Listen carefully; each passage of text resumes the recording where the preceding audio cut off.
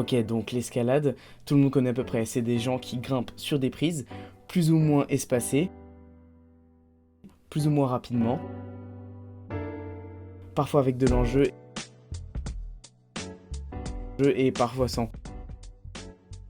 Et vous en avez sûrement tous déjà fait au collège, donc je vais pas vous en faire un dessin. Mais comme dans toutes les disciplines, il existe des cracks dont la seule préoccupation est de repousser les limites de leur sport, d'aller grimper là où personne n'avait jamais posé ne serait-ce qu'un seul chausson. Dans cette vidéo, je vais tenter de vous présenter 3 grimpeurs ainsi que leurs ascensions respectives qui, de par l'engagement total qu'elles ont nécessité, m'ont tout simplement époustouflé.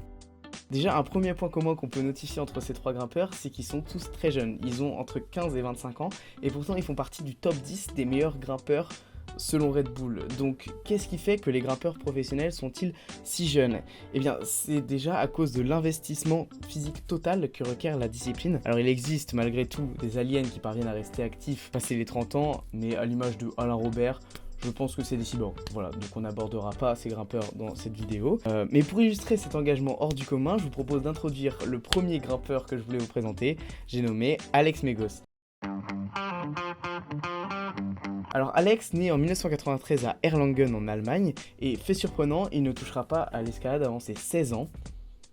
Najdahak, bien sûr, qu'il a commencé à 6 ans parce que son père était fan d'escalade et qu'il a commencé sur des falaises.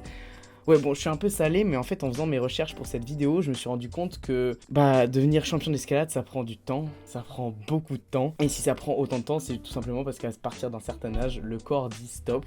Donc voilà, mes rêves de devenir grimpeur professionnel s'échappent petit à petit, mais on n'est pas là pour parler de moi. Revenons à Alexander Megos. Alors, le fait qu'il ait commencé jeune, ça lui enlève aucun mérite, puisque quand même le Boug dévore sa première 8A à 14 ans et sa première 8C à 16 ans.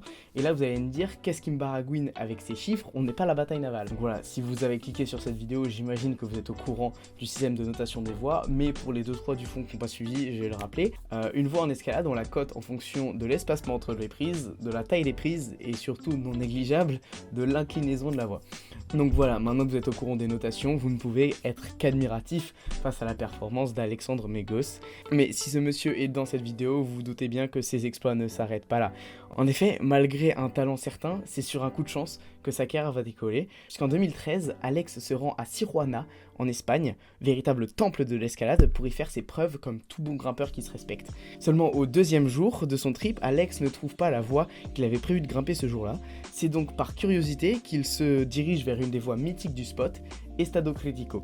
Et après une rapide lecture, Alex se lance sur Estado Critico ayant tout à gagner. Bon, malheureusement, Alex n'était pas aussi connu à l'époque qu'aujourd'hui, donc on a très peu d'images de cette ascension, mais sachez que cette voie va tout simplement changer sa vie. En fait, il devient tout simplement le premier homme à grimper une 9A à vue, c'est-à-dire du premier coup. Et quand quelqu'un réussit à grimper une 9A à vue, ça fait du bruit, ça fait beaucoup de bruit. Alex est propulsé sur le devant de la scène internationale de la grimpe, il scintille véritablement. Sa carrière s'envole, il est sponsorisé par Patagonia et continue de grimper en bloc. Tout semble lui réussir, mais en 2017, lors d'un voyage à Céus en France, Alex va se heurter à quelque chose de bien plus dur que tout ce qu'il avait fait auparavant. À côté de ça, Estado Critico paraissait ridicule. Bibliographie. 35 mètres de falaise décomposée en 3 parties, une première sur quelques mètres composée de grands mouvements d'amplitude côté 8B+, suivie d'une partie bloc de 4 mouvements ultra exigeantes physiquement côté 8A+, et pour finir une partie beaucoup plus simple côté pas du tout, un mur côté 9A qui se décompose en 25 mouvements, tous plus physiques les uns que les autres. Voilà, maintenant vous avez le contexte, revenons à nos moutons. Un mois. Alex se donne un mois pour réussir cette voie cauchemardesque, là où il me faudrait probablement plusieurs vies entières. Mais voilà, Alex se dit en un mois je plie ça. Alors il essaye encore et encore, décompose chaque mouvement, optimise chaque respiration. Mais la voie bloque. Alexander Megos, l'athlète speedrunner de l'escalade, avait trouvé plus fort que lui. Et il repart en Allemagne en mangeant son seul. L'été suivant, Alex revient à Céus, mais le pauvre choupi avait un petit coup de mou. En fait, il avait grimpé Perfecto Mundo 2 semaines auparavant, une 9B+, en quelques jours, et apparemment, ça l'aurait épuisé. Alors moi je comprends pas pourquoi, mais voilà, bon, lui il disait être fatigué. Non, trêve de mondanité, Alex revient effectivement à Céus complètement cassé et ne parvient toujours pas à vaincre Bibliographie. Il voudra revenir 2 mois plus tard, mais une blessure au doigt l'en empêchera. On est donc déjà à 3 trips pour réussir cette voie et toujours pas le moindre signe de réussite à l'horizon. Cela nous amène en 2019, bientôt 2 ans après la première tentative d'Alex, et la motivation commence à faiblir. Alex va bouder la voie pendant toute l'année, préférant se concentrer à fond sur les compétitions officielles. Il se qualifiera alors pour les JO et remportera le titre de vice-champion du monde. Oui, voilà, rien que ça, donc le mec a été productif quand même. Mais les titres mondiaux ne parviennent pas à contenter Alex, et quand on est un giga crack dans sa discipline comme lui, on veut s'illustrer autrement. Comme en grimpant la 2e voie 9C au monde par exemple. Petite ellipse, nous sommes en 2020, et pendant que tout le monde reste cloîtré chez soi à regarder Tour de Wendel, Alex va retourner dans le petit village du sud de la France, plus déterminé que jamais. Après 2 semaines de training, la machine se met en marche. Alex passe la partie bloc, qui jusqu'alors constituait une barrière physique et mentale entre lui et le sommet, mais il finit par chuter. Mais dans sa chute, Alex a le sourire aux lèvres. Cet essai vient de lui montrer que la voie est possible. 2 jours plus tard, il chute sur le dernier mouvement de la voie. Le moment fatidique arrive. Alex le sent, bibliographie va tomber. Mais dans un dernier soubresaut, comme si la voie refusait de se faire dompter, une vague de chaleur envahit le sud de la France. Alex ne peut pas grimper. Bibliographie semble avoir gagné. C'est alors qu'un ultime espoir fait surface. La météo prévoit 2 jours de rafraîchissement, le 4 et 5 août 2020. 48 heures. 48 heures pour écrire l'histoire de son sport. Le premier jour, Alex se rend sur le site, mais il tombe, au même mouvement sur lequel il était tombé 10 jours plus tôt.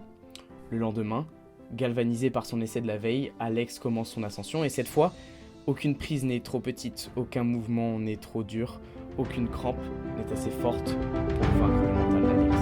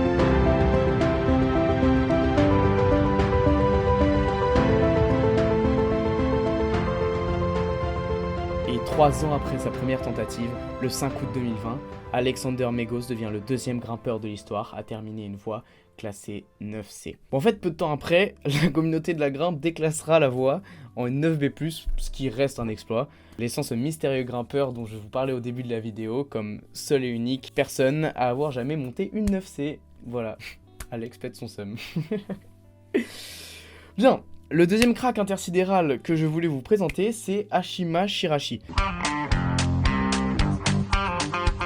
Elle est littéralement le visage de la génération terrible de la grimpe dont je vous parlais un peu au début de la vidéo. Tous ces grimpeurs hyper jeunes, hyper forts, voilà. Donc c'est pas un vrai terme, c'est moi qui ai inventé ça, voilà, petite référence à One Piece, on est là. Si la génération terrible de la grimpe devait avoir un visage, ce serait clairement elle. En fait, dans le monde de la grimpe, et ça même vous pouvez en faire l'expérience, l'argument de la taille ou de la force est souvent utilisé comme une excuse pour expliquer les difficultés qu'on rencontre sur une voie. Bon, même si je ne dénie absolument pas cet argument, eh bien, Ashima Shirashi est juste la preuve vivante que l'escalade, c'est avant tout de la technique. Si je dois vous faire un rapide historique, elle commence l'escalade à 5 ans, et à 8 ans, elle plie son premier 8C+, The Power of Silence. Oui, 8 ans, elle fait déjà partie du cercle très restreint des femmes ayant déjà grimpé une 8C+.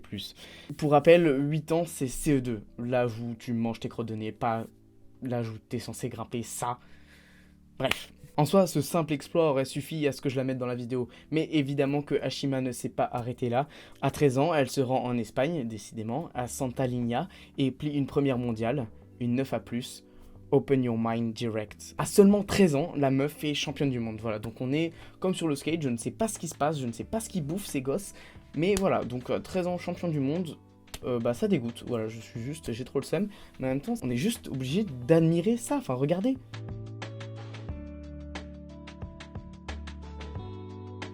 Bref, je ne vais pas faire de storytelling sur cette ascension car elle est moins documentée que celle de Alex par exemple. J'aurai donc moins de détails à vous donner, mais si vous voulez aller voir l'ascension, je vous mets la vidéo de quand elle grimpe dans la description. Juste à titre de comparaison, regardez, ça c'est Magnus Midtbo, voilà, un grimpeur qui compte bon nombre de 9A à son actif, et regardez comment il galère. Maintenant, imaginez une enfant de 13 ans dessus. Voilà, juste en guise de comparaison. Bref, je m'étale un peu moins sur cet athlète-ci. Du fait de son très jeune âge, je disposais de peu d'informations pour la présenter. Mais ce qui m'a le plus impressionné, outre ses exploits multiples, c'est sa détermination, que ça soit son père, parce que oui, son père est aussi son agent et son manager, ou elle, leurs vies sont complètement dévouées à l'escalade, et face à autant de passion, on ne peut être que admiratif. En tout cas, athlète à suivre de très près, ça ne m'étonnerait vraiment pas qu'elle repousse encore les limites de l'escalade féminine d'ici peu de temps. Bon, il est temps de passer au roi de la discipline, peut-être même que vous le connaissez déjà. Le véritable alien de cette vidéo, j'ai nommé Adam Ondra.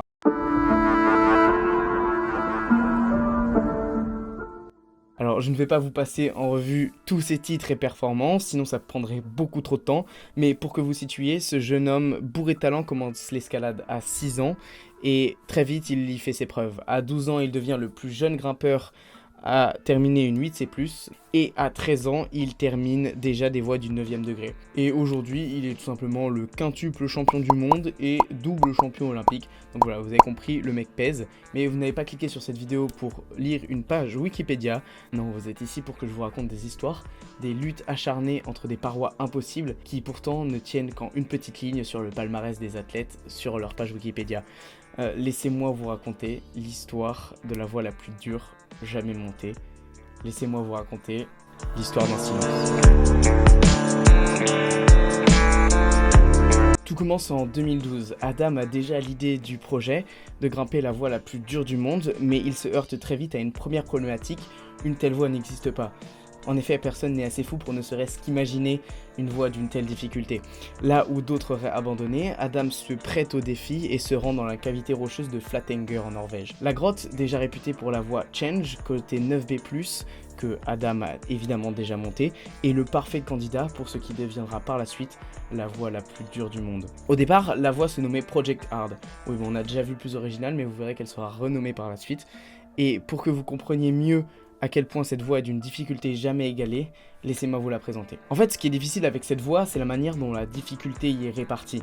Normalement, lorsque vous montez une voie de 45 mètres comme celle-ci, le crux, c'est-à-dire le move le plus dur de la voie, est situé au début ou au milieu de la voie. Mais ici, ce mouvement tant redouté apparaît après 20 mètres d'effort, après 20 mètres d'ascension, et la difficulté ne fera qu'empirer jusqu'à la dernière prise. Vous commencez à comprendre pourquoi Project Hard est si difficile, mais croyez-moi, vous n'avez pas idée, je n'ai pas idée, personne n'a idée, personne à part cet homme. En réalité, Adam a équipé la voie à l'aveugle, ne sachant même pas si la route était faisable. Mais est-il possible d'écrire l'histoire sans prendre de risques? Je pense que notre athlète connaissait la réponse lorsqu'il se lança dans cet entraînement de l'enfer. Plusieurs mouvements de la voie paraissaient impossibles, comme ce passage sur le crux où Adam doit réaliser 6 mouvements en gardant son pied dans une fissure comme unique prise. Et quand bien même il finirait par y arriver, comment les enchaîner tous? Comment garder une telle intensité sur une voie de 45 mètres de haut? Plus les semaines avancent, plus le défi paraît insurmontable. Adam témoigne que chaque micro-imprécision dans n'importe quel mouvement de Project Hard influence les suivants et mène à une chute inévitable. Pour réussir Project Hard, Adam doit atteindre la perfection. Mais pour atteindre la perfection, Adam doit beaucoup s'entraîner, et par s'entraîner, je veux dire s'entraîner spécifiquement sur Project Hard, puisque cette voie n'a aucun équivalent. Mais ici, Adam n'est pas dans un jeu vidéo, il ne peut pas passer 2 ans à Flatanger pour s'entraîner sur Project Hard. Même un athlète de son rang se doit de participer à des compétitions, d'alimenter ses réseaux pour garder ses sponsors. Car oui, les sponsors, parlons-en, financent le projet sans garantie. Ils financent donc peut-être un projet voué à l'échec, et avouez qu'une vidéo... La première 9C jamais réalisée, ça fait plus cliquer que l'histoire d'un échec. Donc Adam se doit de participer aux events même s'il ne pense qu'à boucler son projet. Et chose incroyable, Adam est tellement obsédé par Project Hard qu'il va adapter son entraînement. lorsqu'il rentre chez lui en République tchèque. Et si je dis que c'est incroyable, c'est parce que adapter son entraînement lorsqu'on est un athlète du calibre de Adam Ondra, c'est suicidaire. Par exemple, Adam va arrêter de grimper sur des petites prises, les réglettes, puisqu'il n'y en a pas sur son projet. Et faire une croix sur quelque chose d'aussi courant que les petites prises en escalade et donc en compétition, ça relève du délire. Adam est tellement investi sur Project Hard qu'il va même construire son propre centre d'entraînement en Norvège, un centre d'entraînement juste pour pouvoir s'échauffer avant de grimper dans la grotte. Toute la scène grimpe a les yeux rivés sur le jeune tchèque, l'investissement est total, mais même avec ses entraînements et toute la bonne volonté du monde, Adam bloque. Et ça va faire très shonen dit comme ça, mais Adam visualisait des mouvements qui étaient impossibles. Non, vous réalisez pas, là, Adam, pour grimper cette voie, avait prévu des mouvements, et quand il a soumis ces mouvements à ses médecins, ils lui ont dit « ton corps ne peut pas faire ça ». Enfin, je trouve ça abusé. Le mec est un ovni. Il s'est dit « ok, là je vais vraiment mettre mon corps comme ça ». Voilà, donc c'est juste pour illustrer parce que je m'y fais toujours pas. Mais même malgré cette mise en garde que lui faisait la nature sur le caractère impossible de l'ascension que Adam prévoyait, il s'entête et passe au peigne fin tous les moves de la voie, en prenant en compte les moves hors de portée du corps humain et en optimisant au maximum le reste pour espérer avoir assez d'énergie pour tout enchaîner. Adam, 7 ans après l'idée de Project Hard, était finalement prêt. Le 3 septembre au matin, Alex se rend à la grotte de Anneleren. Il se sait proche du but, mais comment pourrait-il seulement s'imaginer réussir? Cette voie côté 9C, sur laquelle il travaille depuis 5 ans, ayant fait tous les sacrifices du monde pour y parvenir, est enfin à portée de main. Une sorte de relation contradictoire s'est créée entre le grimpeur et la voie, tiraillée entre le désir d'y arriver et la crainte du vide qu'il ressentira une fois l'ascension complétée. Mais ce matin-là, Adam était plus motivé que d'habitude. Et si Project Hard allait enfin tomber?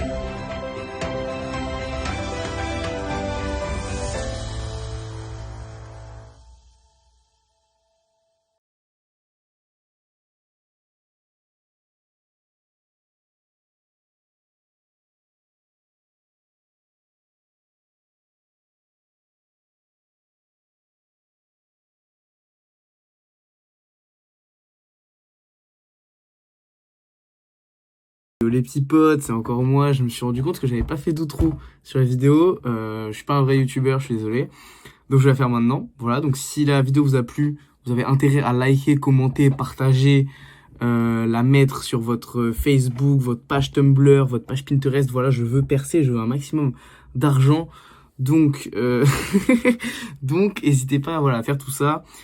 Si vous voulez que j'aborde d'autres sujets de reportage, mettez-les moi dans les commentaires. Et voilà, j'ai été hyper heureux de partager ma passion de l'escalade avec vous. J'espère que la vidéo vous a plu. Bisous! Si